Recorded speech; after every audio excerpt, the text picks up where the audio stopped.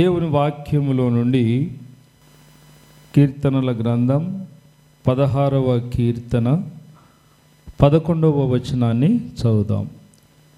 జీవ మార్గమును నీవు నాకు తెలియచేసేదవు, నీ సన్నిధిని సంపూర్ణ సంతోషము కలదు, నీ కుడి చేతిలో నిత్యము సుఖములు కలవు.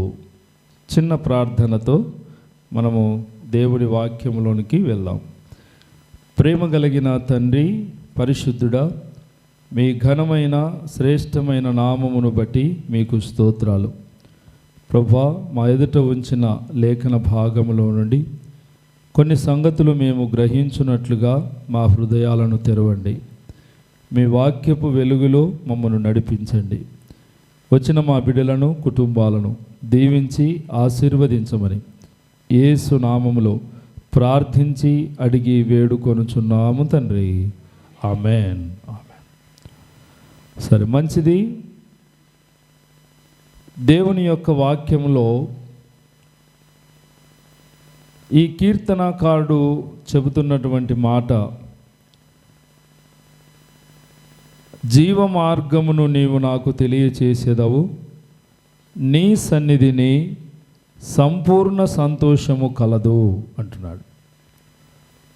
సంపూర్ణ సంతోషము ఎలా పొందుకుంటాం అనే అంశం ఈరోజు. అంశం ఏంటి? సంపూర్ణ సంతోషము ఎలా పొందుకుంటాం. ఏ కుటుంబాన్ని మనము కలిసినా ఏదో ఒక రకమైన బాధ, దుఃఖకరమైన పరిస్థితులు కుటుంబాలలో ఈరోజు సాతానుడు జొరబడి పరిపూర్ణమైన సంతోషం అనుభవించకుండా ఏదో ఒక సమస్య తెచ్చిపెట్టి సంతోషాన్ని దొంగిలిస్తున్నాడు.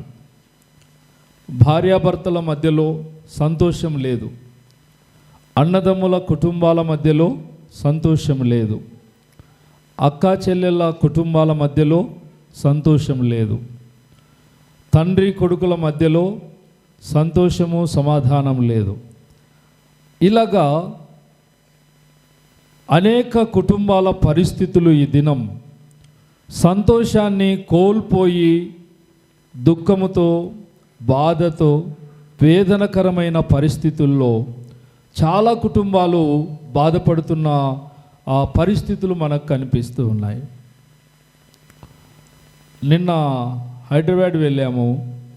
తెల్లవారుజామున 3 గంటలకు వచ్చాం.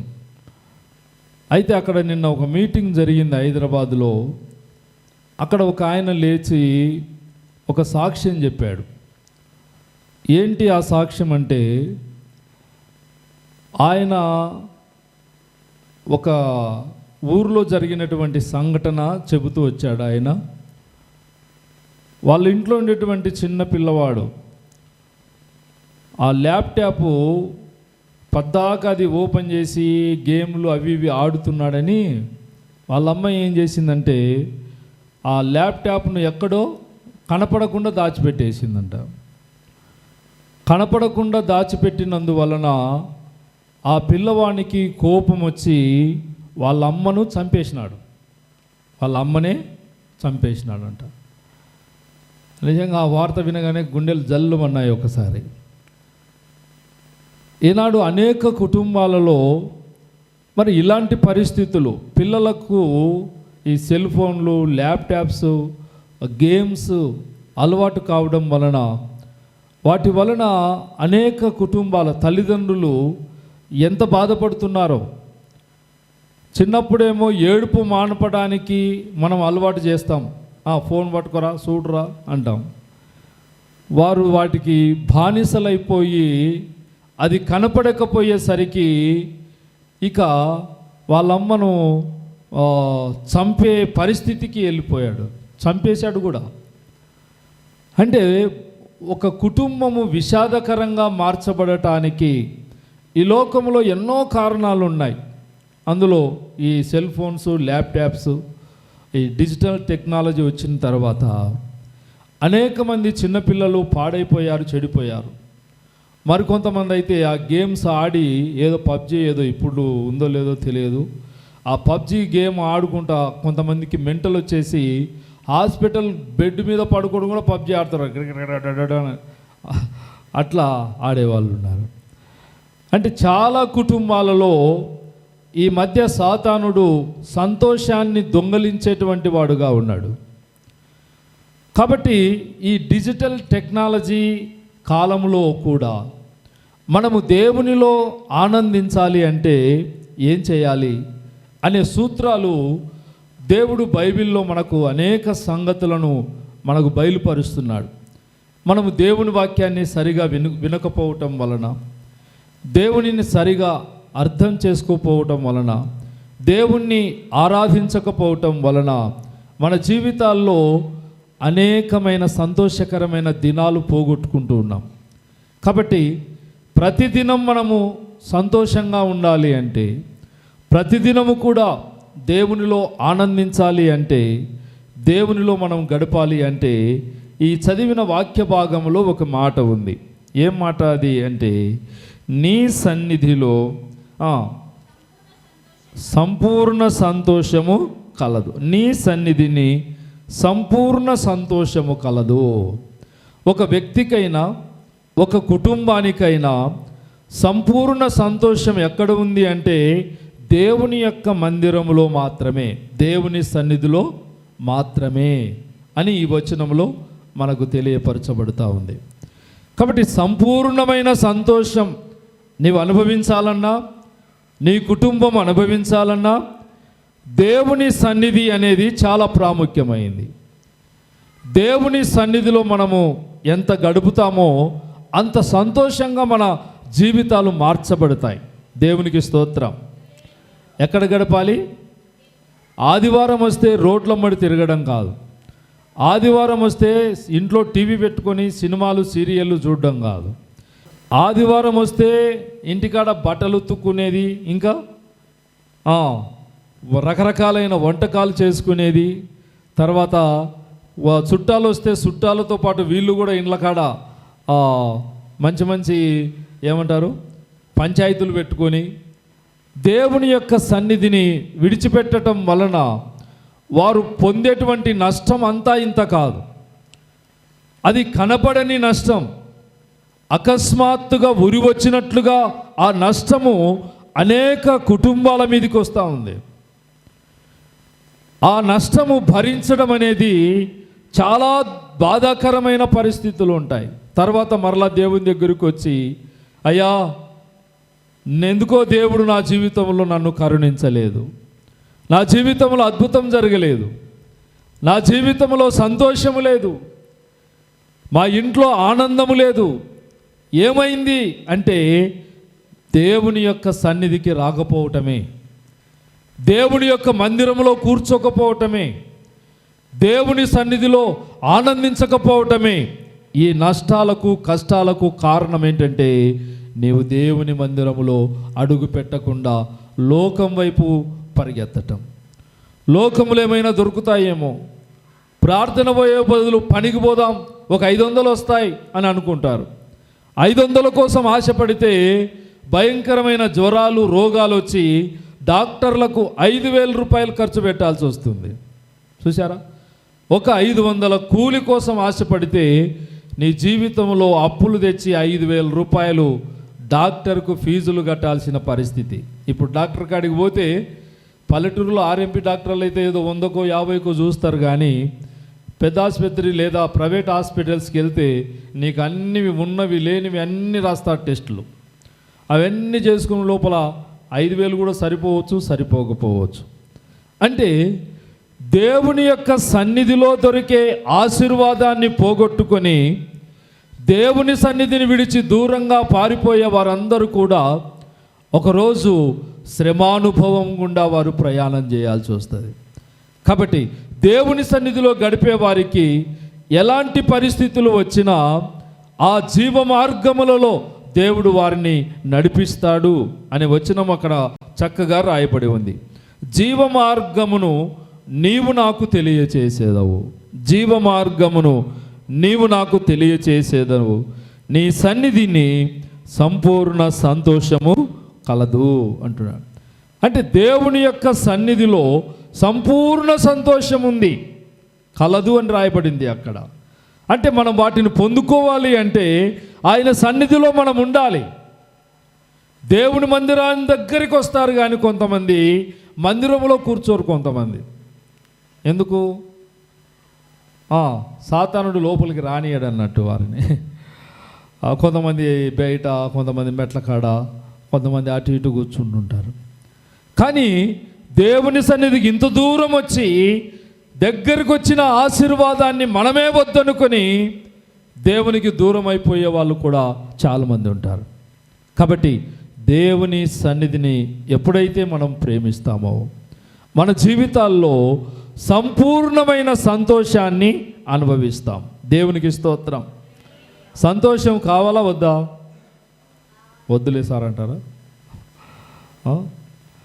సంతోషంగా ఉండటం అనేది అందరికీ కూడా ఆశనే.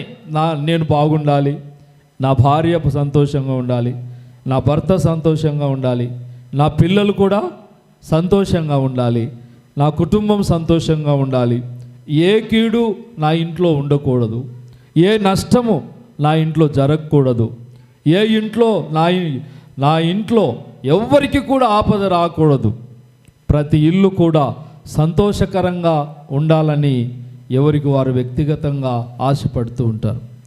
నీతిమంతుని ఆశ ఏం పుట్టిస్తుందంట? సంతోషము పుట్టించును అని సామెతల గ్రంథములో రాయబడి ఉంది. నీతిమంతుని ఆశ సంతోషాన్ని కలిగిస్తుందట.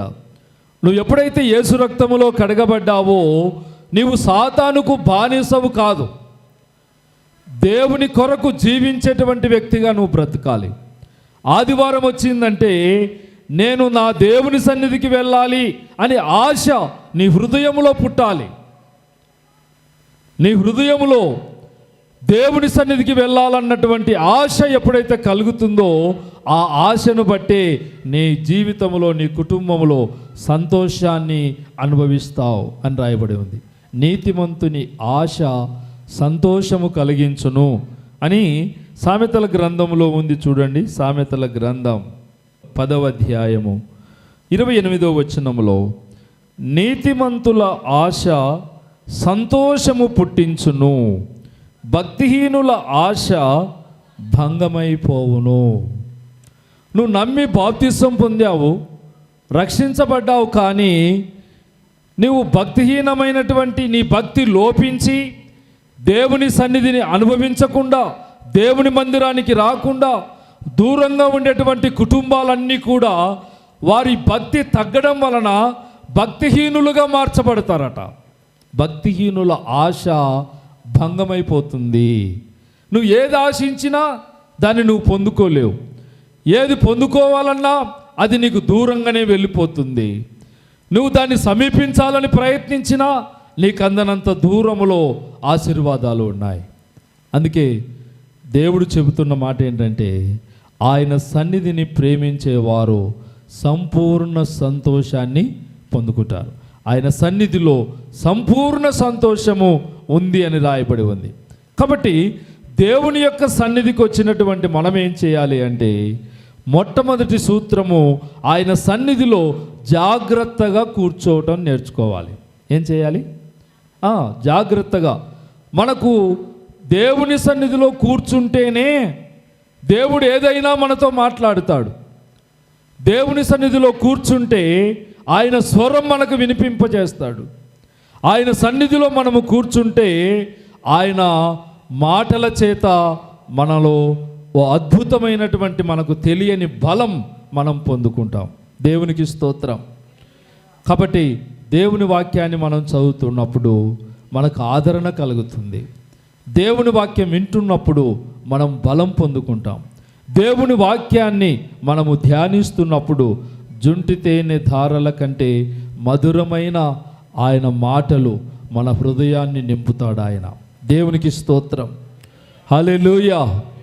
గట్టి చెబుదాం, హల్లెలూయా. కాబట్టి ఆయన సన్నిధిలో మనం ఎంత జాగ్రత్తగా కూర్చుంటామో అంత దీవించబడతాం.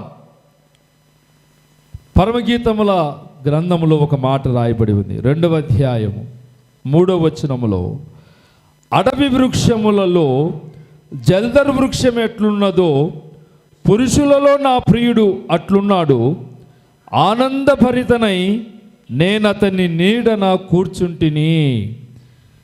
ఆనందభరితనై నేనతని నీడన కూర్చుంటిని అంటే సంతోషముతో, ఆనందముతో ఆయన నీడలో కూర్చుంటిని అని ప్రియురాలు తన ప్రియుని గూర్చి వర్ణిస్తున్నటువంటి మాట ఇది.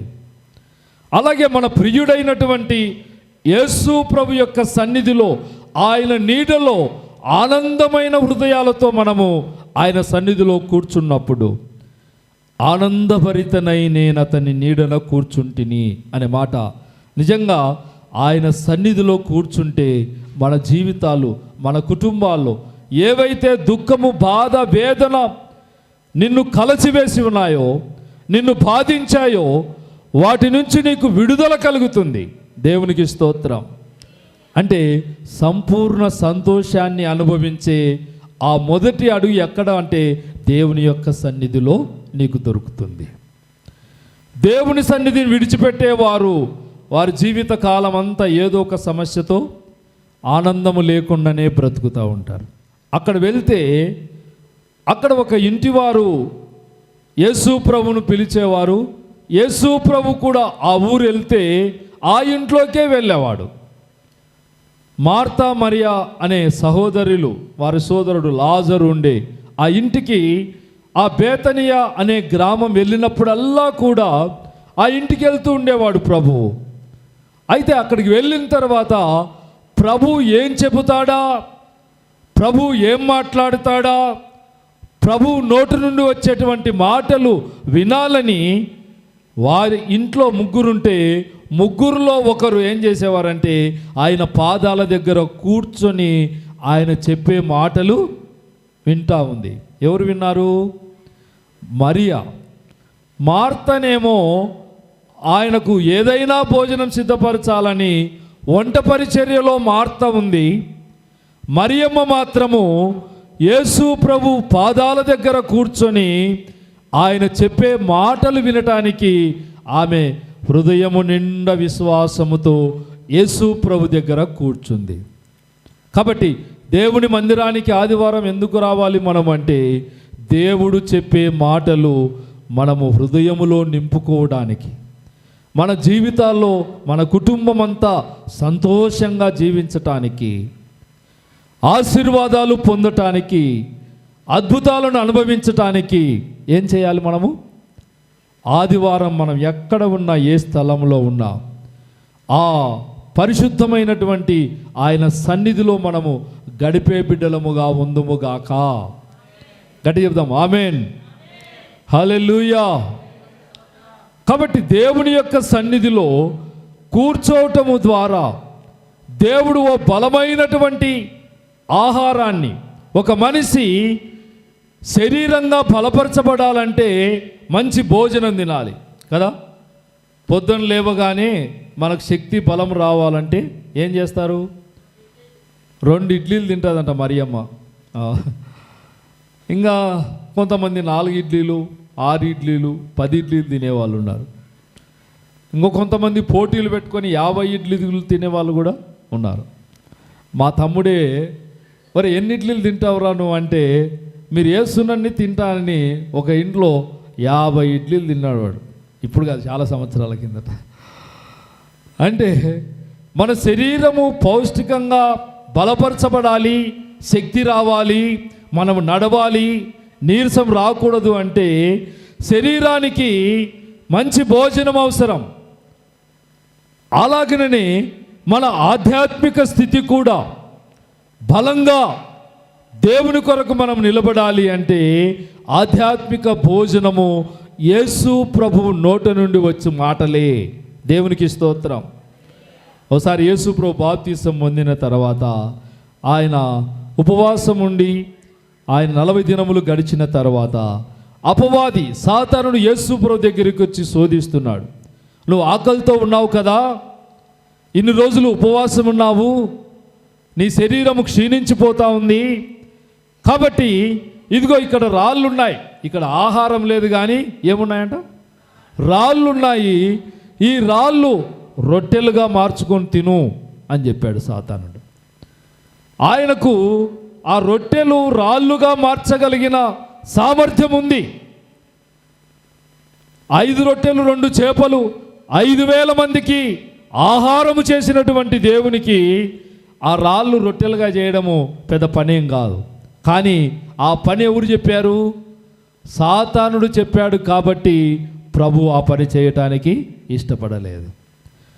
ఆయన చేయగలిగిన శక్తి ఉంది, అద్భుతము చేయగలిగిన సామర్థ్యం ఉంది. కానీ అక్కడ అపవాది ఉన్నాడు, వాని మాట వినకూడదని సాతానును గద్దించాడు ఆయన. దేవునికి స్తోత్రం. అంటే దేవుని మందిరానికి వచ్చే విషయంలో సాతానుడు నీకు ఎన్నో ఆటంకాలు కలిగిస్తాడు. నీ ఆధ్యాత్మిక జీవితము బలపరచబడేటువంటి ఆహారము దేవుని మందిరములో దాచాడు దేవుడు. నీకు సరిపడినంత నీ ఆధ్యాత్మిక పౌష్టిక భోజనము బయట షాపుల్లో, హోటళ్ళల్లో, ఇడ్లీ, దోశ, పూరీల్లో దొరకదు. ఎక్కడ దొరుకుతుంది? దేవుని సన్నిధిలో మాత్రమే ఇది దొరుకుతుంది. బయట నువ్వు 1,00,000 రూపాయలు పెట్టి నాకు ఆధ్యాత్మిక భోజనం పెట్టమంటే వాళ్ళు ఎవ్వరు కూడా నీకు పెట్టలేరు. ఏదో బియ్యం, బ్యాళ్ళు, కందిపప్పు, ఉప్పు, చింతపండు ఇస్తారు తప్ప ఆధ్యాత్మికంగా నీవు బలపరచబడే అద్భుతమైనటువంటి భోజనము ఒక దేవుని సన్నిధిలో మాత్రమే దొరుకుతుంది. అందుకే యేసు ప్రభు ఆ మరియా కూర్చొని ఉండగా ఆయన చెబుతున్నటువంటి మాటలకు ఆమె శ్రద్ధతో దేవుని మాట వింటుంది. దేవుని మాటలు ఎంత శ్రద్ధగా మనం వింటామో ఆధ్యాత్మికంగా అంత బలాన్ని పొందుకుంటాం. సాతాను ఆటంకాలు పెట్టినా, శోధనలు వచ్చినా, రోగాలు వచ్చినా, బాధలు కలిగినా, శ్రమ సంభవించినా దేవుని వాక్యం మనలో నిలిచి ఉంది కాబట్టి మనము ఆధ్యాత్మికంగా బలవంతులం అవుతాం. దేవునికి స్తోత్రం. ఎలా తయారవుతాం? ఆధ్యాత్మిక బలవంతులవుతాం. సాతాను నిన్నెప్పుడు కూడా శోధించలేడు. అపవాదిని ఎదురించడి, వాడు మీ యొద్ద నుండి పారిపోతాడు. అపవాది కుయుక్తులను, అపవాది కుతంత్రములను మనం ఎదిరించాలట. ఎదిరించాలంటే పౌలు ఎఫెసీ పత్రిక 6వ అధ్యాయం 11వ వచనంలో ఒక సూత్రం చెప్పాడు. ఏంటి ఆ సూత్రం అంటే, మీరు సర్వాంగ కవచమును ధరించుకొనుడి అనే మాట. ఏం రాయబడింది అక్కడ? 6వ అధ్యాయం 11వ వచనంలో, మీరు అపవాది తంత్రములను ఎదిరించుటకు శక్తిమంతులగునట్లు దేవుడిచ్చు సర్వాంగ కవచమును ధరించుకోవాలని. దేవుడిచ్చే సర్వాంగ కవచము ద్వారా సాతానుడు పెట్టే తంత్రములన్నిటి నుంచి మనము ఎదిరించటానికి శక్తి దేవుని సన్నిధిలో మనము కూర్చున్నప్పుడు, దేవుని మాటలు వింటున్నప్పుడు వాటిని పొందుకుంటాం. దేవునికి స్తోత్రం. కాబట్టి దేవుని సన్నిధిలో కూర్చోవటం అంటే ఏదో సరదాగా కూర్చోవడం అని కాదు. సరదాగా కూర్చోవడం కాదు. ఏమండి, 4 మనుషులు కూర్చున్నారు అనుకోండి, ఏం చేస్తారు? తల ఒక మాట మాట్లాడతారు. ఏమ్మా, ఏం చేస్తవి, ఎక్కడ పోయినావు, తిన్నావా, ఏం వండుకున్నావు అంటారు. అదే దేవుని సన్నిధిలో కూర్చోవటం అంటే వ్యర్థమైన వాటిని విడిచిపెట్టి, లోక సంబంధమైన విడిచిపెట్టి దేవుని సన్నిధిలో మనం కూర్చోవటం అంటే ఆయన బోధ చేత మనము పోషించబడటం. ఏమవుతామంట? దేవుని సన్నిధిలో కూర్చోవడం అంటే ఆయన చెప్పే మాటలు, ఆయన బోధ చేత మనము పోషించబడతాము అని అర్థం. అంటే ఊరికే కూర్చొని లేచిపోవడం కాదు. కూర్చొని లేచిపోతే ఏమీ ప్రయోజనం లేదు. మన జీవితాల్లో ఆయన సన్నిధిలో సంపూర్ణమైన సంతోషం అనుభవించే కుటుంబాలుగా మార్చబడాలి అంటే ఆయన సన్నిధిలో మనం ఎంత శ్రద్ధగా, జాగ్రత్తగా కూర్చోవాలి. అశ్రద్ధగా కూర్చున్నవాడు శాపగ్రస్తుడు అవుతాడట. అందుకే చాలాసార్లు చెప్తాం, అమ్మ జాగ్రత్త కూర్చోండి అని. దేవుని మందిరానికి వచ్చి మీరు శాపగ్రస్తులు అవ్వటం దేవునికి ఇష్టం లేదు, నాకు ఇష్టం లేదు. ఇంత దూరం వచ్చి ఇంటెనక చచ్చినట్టు మందిరం దగ్గరకు వస్తారు, కానీ మన ప్రవర్తనను బట్టి, మనం సరిగా దేవుని సన్నిధిలో కూర్చోలేకపోవడాన్ని బట్టి దేవుని చేత మనము పోషించబడలేకపోతున్నాం. దేవుని బలమైనటువంటి భోజనము మన హృదయంలోనికి వెళ్ళటం లేదు. ఎవరో వినేవారు కొంతమంది మాత్రమే దేవుని వాక్యాన్ని, బలమైన ఆహారాన్ని భుజిస్తున్నారు. ఆధ్యాత్మికంగా వారు బలాన్ని పొందుకుంటున్నారు. కాబట్టి ఏం చేయాలి? బలమైనటువంటి ఆహారము మనము భుజించాలి అంటే దేవుని సన్నిధిలో జాగ్రత్తగా మనం కూర్చోవాలి. అంతే కదండి. మన పిల్లలు బయటికి పోతే ఏం తింటారా అంటే ఏం చెప్తారు? ఏదో చపాతో మటనో చికెనో అన్నారు. ఇప్పుడంతా అవి పాములు లెక్క ఉంటాయి కదా, నూడిల్సు, గోబీ, ఇంకా పానీపూరీలు, మ్యాగీలు, ఇవన్నీ కూడా పిల్లలకు అలవాటు చేసేసినారు. పెద్దవాళ్ళు మనమే అలవాటు చేసేసినాం. ఇంకా అలవాటు అయిన తర్వాత వాడు మన మాట వినడు. ఇంకా బయటికి పోయినాడంటే ఇక అవే కావాలంటారు. లేనిపోని క్యాన్సర్లు, భవిష్యత్తులో క్యాన్సర్లు వచ్చేటువంటి ప్రమాదం కూడా ఉంటుంది. ఎందుకంటే దాంట్లో వాడేటువంటి మసాలాలు కానీ, ఆ సాల్ట్, చైనా సాల్ట్ అని ఒకటి వాడతారు. దాంట్లో ఎందుకు వాడతారంటే టేస్ట్ రావడానికి, అవి మనం తినటానికి మంచి రంగు రావడానికి రకరకాల రంగులు, పొడులు కలుపుతారు అందులో. వాటి వలన తిన్నప్పుడు బాగానే రుచికరంగా ఉంటుంది నోటికి, కానీ తిన్న కొంతకాలానికి క్యాన్సర్ వచ్చే ప్రమాదం ఉందని వైద్యుల యొక్క సూచనలను బట్టి అర్థమవుతూ ఉంది. వైద్యులు చెప్తూ ఉంటారు అవి ఎక్కువ తినొద్దండి అని. కారణం ఏంటి అంటే మన ఆరోగ్యాన్ని పాడు చేసేవే ప్రజలకు ఇష్టం.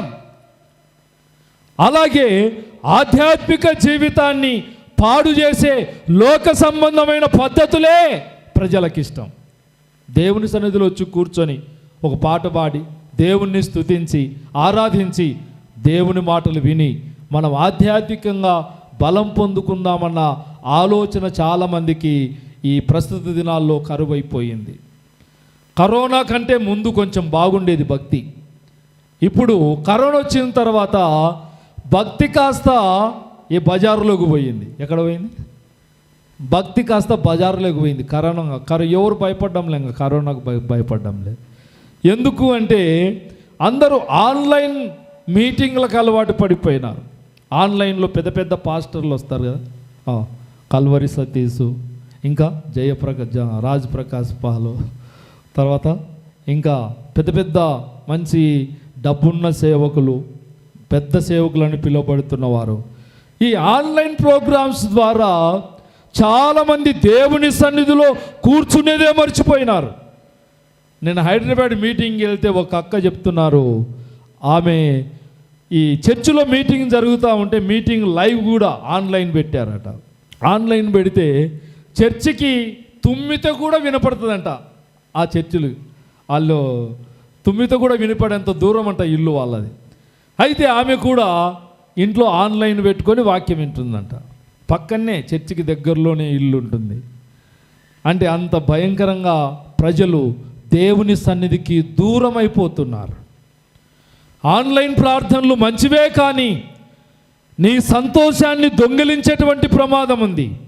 ఆధ్యాత్మిక జీవితంలో నీవు వినక అంటే సరి అయిన రీతిలో నువ్వు కూర్చోకపోవటం వలన బలమైన ఆహారం పడటానికి బదులుగా ఆన్లైన్ పెట్టుకొని ఇల్లంతా తిరుక్కుంటుంటారు.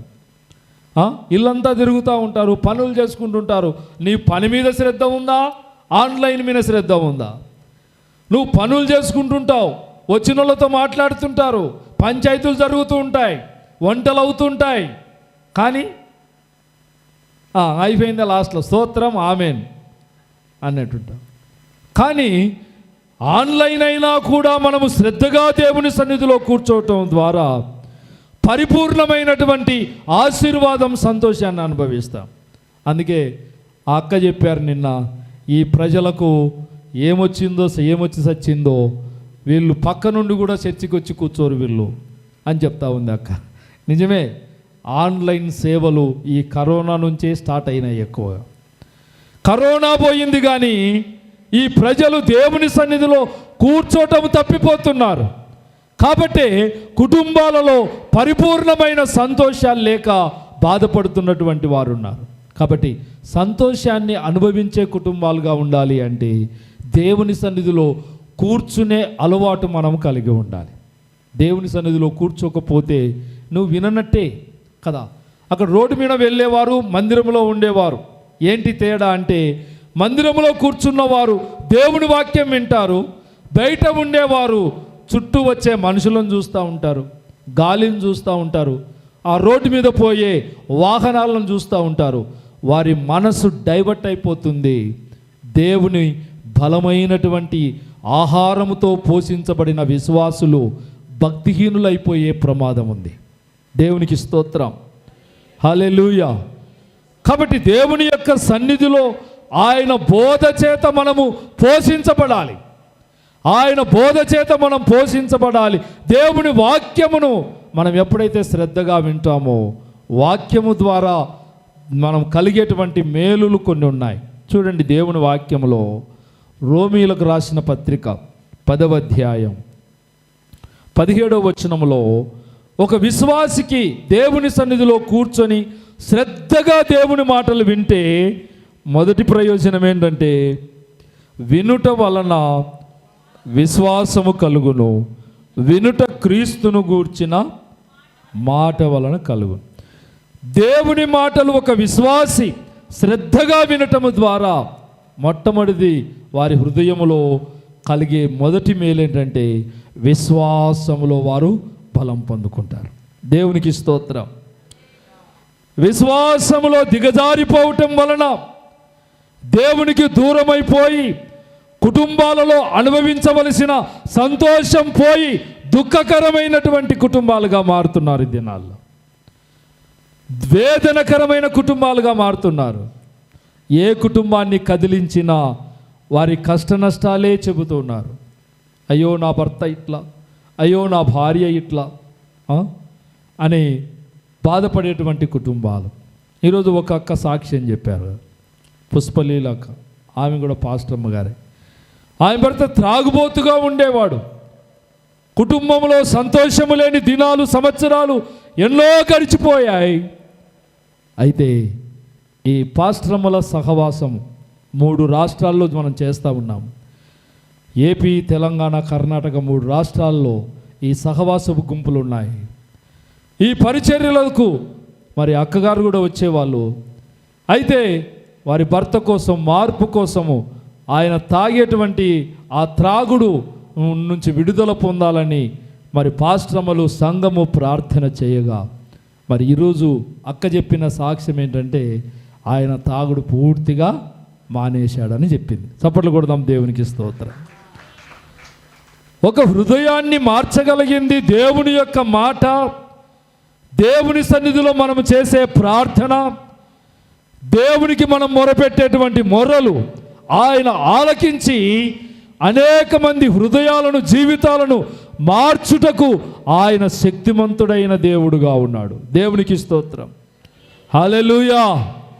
కాబట్టి ఒక వ్యక్తిలో మార్పు రావాలి అంటే ఆ మనిషి హృదయములో దేవుని మాటలు పడాలి. అపోస్తలులు దేవుని వాక్యాన్ని చెబుతున్నప్పుడు వింటున్నవారు ఏమయ్యారంటే వారి హృదయములలో గుచ్చబడి అని రాయబడింది. గుచ్చబడి అంటే దేవుని యొక్క వాక్యము శ్రద్ధతో కూర్చొని వింటున్నప్పుడు ఆ వాక్యము ఖడ్గముగా మారి మన హృదయాల్లో ఉండేటువంటి అపవిత్రతను, మన హృదయాల్లో ఉండేటువంటి పాపమును, మన హృదయాల్లో ఉండేటువంటి చీకటిని, మన హృదయాల్లో ఉండేటువంటి ప్రతి విధమైన అపవిత్ర క్రియలను అది ఏం చేస్తుందో తెలుసా? సమూలంగా దూరపరుస్తుంది. వాక్య ఖడ్గము చేత ప్రతి పాపము నుంచి మనం విడుదల పొందుతాం. దేవునికి స్తోత్రం. అందుకే వాక్యము వింటున్నప్పుడు, చదువుతున్నప్పుడు, ధ్యానిస్తున్నప్పుడు మనము దేవుని మీద మనసు పెట్టి ఏం చేయాలి? దేవుని మాటలు శ్రద్ధగా వినటానికి ఇష్టపడాలి. దేవునికి స్తోత్రం. కాబట్టి దేవుని వాక్యం ఆధ్యాత్మిక బలములో మొదటి భాగం ఏంటంటే విశ్వాసాన్ని నింపుతుంది. వినుట వలన ఏం కలుగుతుంది? విశ్వాసం కలుగుతుంది. ఇక రెండవది చూడండి, 119వ కీర్తన 165వ వచనం. నీ ధర్మశాస్త్రమును ప్రేమించు వారికి ఎంతో నెమ్మది కలదు అని రాయబడి ఉంది. అక్కడ దేవుని యొక్క ధర్మశాస్త్రమును అనగా వాక్యమును ప్రేమించేవారు వారి జీవితాల్లో ఎంతో నెమ్మదిగా ఉంటారంట. అంటే బాధల నుంచి విడుదల పొందుతారు, సమస్యల నుంచి విడుదల పొందుతారు, కుటుంబ కష్టముల నుంచి విడుదల పొందుతారు, ఆర్థిక పరిస్థితుల నుంచి విడుదల పొందుతారు, నెమ్మదిగా వారి కుటుంబాలు జీవిస్తాయి అని ఈ వచనములో రాయబడి ఉంది. నీ ధర్మశాస్త్రమును ప్రేమించు వారికి ఎంతో నెమ్మది కలదు, వారు తూలి త్రొట్టిల్లుటకు కారణమేమీ లేదు అని రాయబడి ఉంది. ఇక ఎలాంటి నువ్వు తూలిపోవటానికి, పడిపోవటానికి, సాతాను వలలో చిక్కుకోవటానికి ఏ పరిస్థితుల్లో కూడా తూలి తొట్టిల్లుటకు కారణమేమీ లేదట. దేవుని వాక్యాన్ని మనం వినేటప్పుడు, చదువుతున్నప్పుడు, ధ్యానిస్తున్నప్పుడు మన హృదయము దేవుని వైపు పెడితే, దేవుని వైపు మన మనస్సు పెడితే, ఒకటి విశ్వాసంలో బలం పొందుకుంటాము, రెండవది వచ్చేసి మన కుటుంబాలు నెమ్మదిగా సంతోషంగా ఉంటాయి. ఈరోజు ఎంతమంది సంతోషంగా ఉండాలనుకుంటున్నారు? అందరూ సంతోషంగానేనా? నాకు ఇంకా బాధలు కావాలనుకుంటున్నారా? బాధలు కావాలని భూమి మీద పుట్టిన ఏ నరుడు కోరుకోడు. నేను సంతోషంగా ఉండాలి, హ్యాపీగా ఉండాలి, డబ్బు సంపాదించాలి, ఉద్యోగం సంపాదించాలి, ఇల్లు కట్టుకోవాలి, బిల్డింగ్ కట్టుకోవాలి, నా భార్యకు బంగారు కొనియాలి, ఇంకా అట్లా ఎన్నెన్నో ఆశలు పురుషులైనా స్త్రీలైనా వారి జీవితంలో కలిగి ఉంటారు. వీటన్నిటిని నువ్వు పొందుకోవాలి అంటే ఏం చేయాలి? దేవుని సన్నిధిలో నువ్వు కూర్చోవాలి. దేవుని సన్నిధిలో కూర్చుంటే ఏమవుతుందో తెలుసా? మన బాధలు, చింతలు అన్నీ కూడా తొలగిపోతాయి. దేవునికి స్తోత్రం. దేవుని సన్నిధిలో కూర్చుంటే విశ్వాసం ఒకటి బలపరచబడుతుంది. దేవుని సన్నిధిలో కూర్చుంటే ఎంతో నెమ్మదిగా ఉంటుంది. దేవుని సన్నిధిలో మనము కూర్చుంటే మూడవది మన చింతలన్నీ తొలగిపోతాయి. ఏమవుతాయి? ఎన్నెన్నో బాధలు కదిలిస్తే, ఒక్కొక్క మనిషిని కదిలిస్తే ఒక్కొక్క బాధ, ఒక చింత చెప్తారు.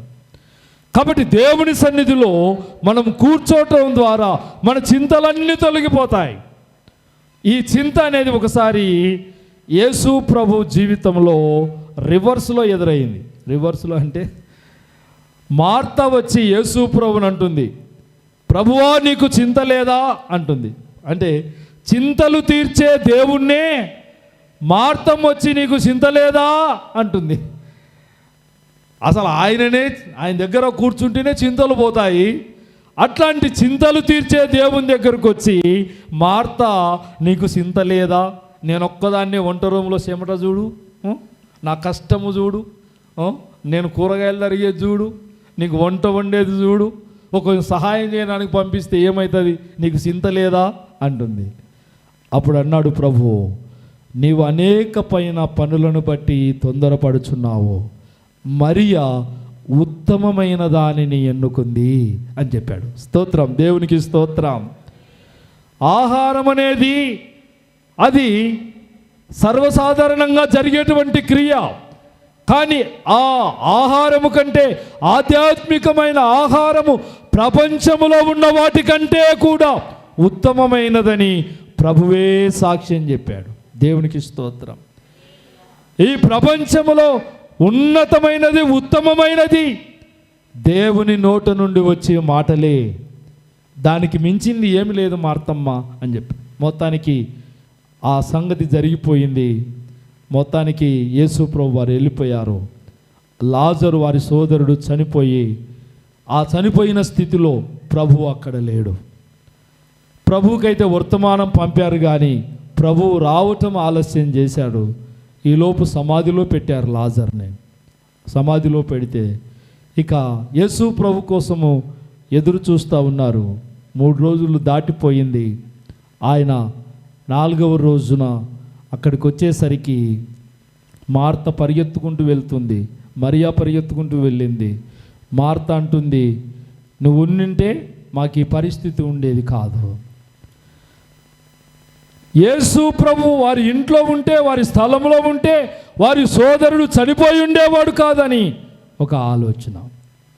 అయితే ప్రభు ఏం చేశాడంటే వారి బాధలు చూసి వారితో పాటు సమాధి దగ్గరికి వెళ్ళి యేసు కన్నీళ్లు విడిచెను అనే మాట రాయబడి ఉంటుంది. అంటే తన బిడ్డలు బాధపడుతుంటే ఆయన కూడా బాధ అనుభవించాడు. అక్కడికి వెళ్ళి ఆ సమాధిలో ఉన్నటువంటి లాజరును పేరు పెట్టి మరి బయటికి పిలిచాడు. మరణించినటువంటి లాజరు, సమాధిలో ఉన్నటువంటి లాజరు, ఆయన నోటి నుండి వచ్చేటువంటి మాట వలన సమాధిలో నుండి లేచి ప్రేత వస్త్రములు ధరించిన వాడై లేచి బయటికి నడుచుకుంటూ వచ్చేసినట్ట. దేవునికి స్తోత్రం, హల్లెలూయా. కాబట్టి దేవుడు ఆయన సన్నిధిలో కూర్చునే కుటుంబాలలో మనుషులు చేయజాలని అద్భుతాలు చేస్తాడని మరియా మార్తల ఇంటిని బట్టి మనకు అర్థమవుతా ఉంది. దేవునికి స్తోత్రం. ఎవరైతే ఆయన సన్నిధిలో కూర్చుంటారో వారి కుటుంబాలలో అద్భుతమైన కార్యాలు దేవుడు జరిగిస్తాడు. మనుషులు చేయజాలని కార్యాలు దేవుడు జరిగిస్తాడు. కాబట్టి ఆయన సన్నిధిలో కూర్చోవటం మనము అలవాటు చేసుకోవాలి. కాబట్టి దేవుని సన్నిధిని ఎవరు ప్రేమిస్తారో, ఎవరు ఆయన సన్నిధిలో కూర్చుంటారో వారి జీవితాల్లో విశ్వాసంలో బలం పొందుతారు, నెమ్మదిగా బ్రతుకుతారు. మూడవది, చింతల నుంచి విడుదల పొందుతారు. అట్టి కృప దేవుడు మన కుటుంబాలకు ఇచ్చునుగాక. ఆమేన్. మోకరించండి, ప్రార్థన చేద్దాం. అనేక కుటుంబాలు ఈరోజు చింతతోనే బ్రతుకుతున్నారు. ప్రార్థనతో మనము ఆయన సన్నిధిని అనుభవించటానికి, ఆయన మాటల్లో ఉండే బలం పొందుకోవటానికి, ఆయన మాటల్లో ఉండేటువంటి శక్తిని మనం అనుభవించటానికి మనము సిద్ధ మనస్సు కలిగి ఆయన సన్నిధిలో గడపాలి. ప్రార్థన చేద్దాం.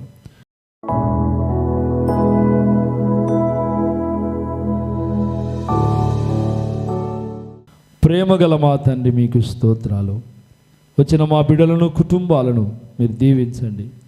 అనేక కుటుంబాలలో రకరకాలైన సమస్యలు, శోధనలు, బాధలు, అనారోగ్య పరిస్థితులు, ఆర్థిక ఇబ్బందులు, శోధనకరమైన పరిస్థితులు ఎన్నో ఎంటాడుతూ కుటుంబములో నెమ్మది లేకుండా బ్రతుకుతున్న వారు ఉన్నారు. అయ్యా, వాటన్నిటికీ కారణము వారు అపవాది తంత్రములలో పడిపోవటమే. అపవాది తంత్రములను గుర్తించక సాతానువులలో పడి సంపూర్ణ సంతోషాన్ని కోల్పోతున్నారు. ప్రభువా, మా బిడ్డలకు నాయనా మరి తండ్రి మీ కృప అనుగ్రహించి పరిపూర్ణమైన సంతోషం అనుభవించే కుటుంబాలుగా మీరు మార్చి మీ నామమునకు మహిమ కలిగించుకునమని, వచ్చిన మా బిడ్డలను, కుటుంబాలను మీరు దీవించి ఆశీర్వదించమని యేసు నామములో ప్రార్థించి అడిగి వేడుకొనుచున్నాము తండ్రి. ఆమేన్.